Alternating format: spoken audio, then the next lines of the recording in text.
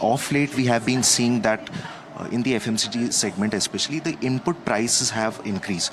And how are you balancing it, especially considering the industry that you have? So raw material prices, depending on what the cycle is, particularly for Pidilite, the raw material prices have been benign.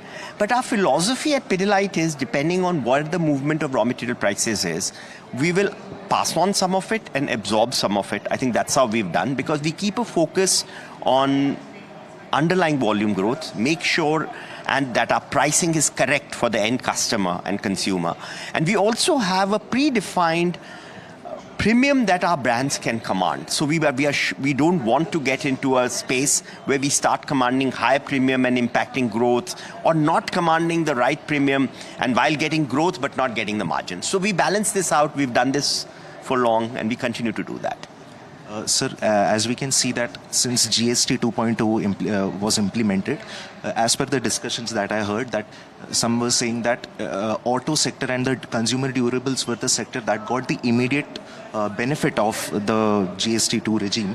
But what's the concern about your sector? Like, have you received any meaningful benefit of the GST 2.0? What's your take on that? Yeah, the FMCG sector, I think, will get the benefit of GST 2.0 in a more sustained but extended way. So FMCG sector, largely staples as a category, does not respond to a stimulus with a very high fillip, unlike the discretionary categories which you spoke about, like auto and others. What will happen here is, now that the government of India has set a 5% rate, which I think is exactly the right rate for every Indian to sort of pay that indirect tax for their staples.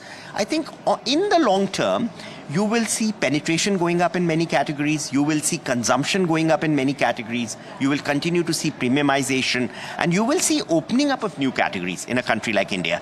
So this is a milestone moment. It's a seminal moment. And I think we will all see benefit of this. As we go into the markets, I can already feel that there is clear benefit.